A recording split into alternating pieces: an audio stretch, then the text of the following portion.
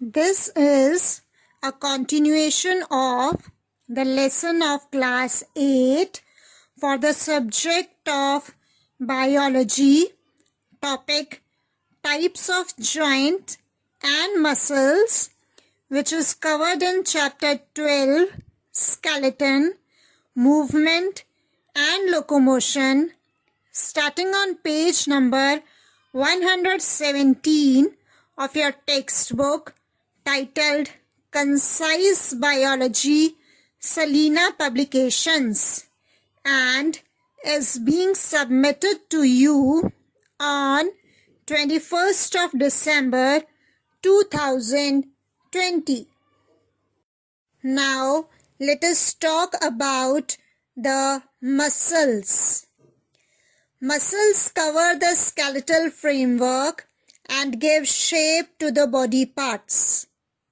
Muscles help to provide the means of movement in the body and helps to maintain body posture while sitting, standing or walking. Muscles are long bundles of contractile tissues, that is, they can contract and relax. Muscles cannot lengthen. Each muscle has two ends, a fixed end where the muscle originates and a movable end which pulls some other bone or body part. This movable end is drawn out to form a tendon which is attached to the bone. Hence, when this muscle contracts, it pulls the bone at the movable end. Antagonistic muscles. Antagonistic muscles are those muscles that bring about opposite movements of the parts concerned. For example, the biceps or flexor muscles, which is present in the upper arm, contracts, and at the same time tricep or extensor muscles relax. This helps to bend your elbow or bend the lower arm over the upper arm. Children, please look at figure 2 showing the bicep and tricep muscles, which are antagonistic muscles. When we bend our arm, that is, when we bring the lower arm towards the upper arm, in this condition, the bicep muscles contract and thus bringing the bones of the lower arm towards the upper arm, enabling us to bend our arm. Bicep muscles are contracting. At the same time, during bending of the arm, tricep muscles are relaxing. Now, when we extend our arm, during the extension of an arm, the tricep muscles has to contract. The tricep muscles are contracting during the extension of the arm. At the same time, bicep muscles relax, thus enabling us to bring our bent arm downwards, making it straight. Thus, children, we see that when the tricep muscles contract, biceps relax, and when bicep muscles contract, triceps relax. Thus, these two types of muscles are antagonistic muscles. Again, please understand that straightening or extension of the lower arm is brought about by contraction of tricep muscles or extensor muscles and simultaneous relaxation of bicep muscles. Thus, biceps and triceps work in opposite to each other and are called antagonistic muscles. Now, let us talk about the different kinds of muscles. Muscles are of three types. Number 1, voluntary muscles. Voluntary muscles are under the control of our will and usually attached to the skeletal system. Examples of voluntary muscles are muscles in our arms, legs, etc. Second type of muscles are involuntary muscles. Involuntary muscles are not controlled by our will and are present in internal organs.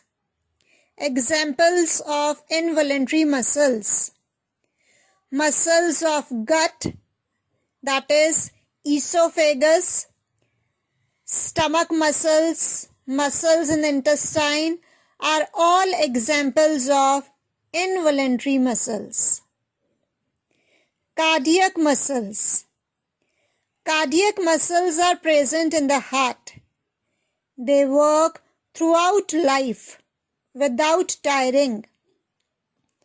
Various muscles coordinate with each other to bring about various kinds of movements. Liver mechanisms. Human skeleton provides example of all three kinds of livers.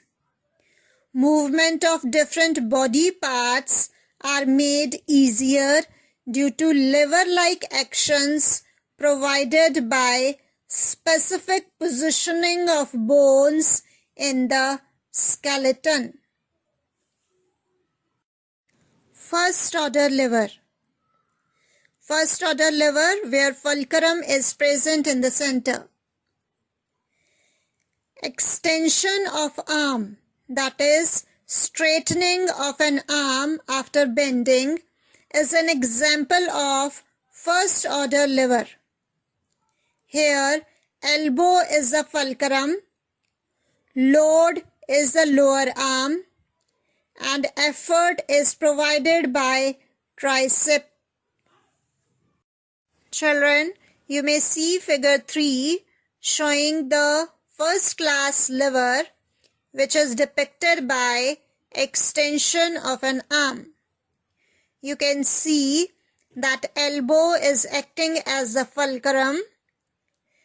The load, that is the lower arm, and the effort is being provided by the tricep muscles.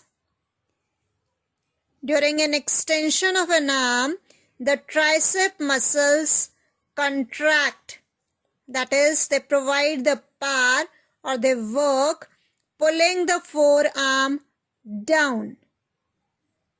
Thus, you can see that extension of an arm is an example of first class liver where fulcrum is in the center, effort and load are present on the either sides. Second order liver. Second order liver with weight or load in the center. Lifting up of heel is an example of second order liver where the calf muscles supply an upward effort. The weight of the body acting as a downward load, and the toes of the foot acting as the fulcrum. Children, you may see figure 4 showing the second order lever as being depicted by the lifting up of the heel. And the second order lever, the load is in the center. In this diagram, during the lifting up of the heel, the weight of the body is acting as downward load, which is present in the center. The fulcrum is provided by the toes of the foot, and the calf muscles supply an upward effort. Calf muscles contract and lift the body weight. Thus, during lifting up of the heel, it is an example of second order lever. Third order lever. Third order lever is where the effort is in the center. Flexion or bending of an arm is an example of third order lever because the biceps pull on the forearm between the elbow joint, that is the fulcrum, and the lower arm. Children, you may see figure 5 showing the third order lever as being depicted by flexion of an arm. You can see in the third order lever, effort is in the center.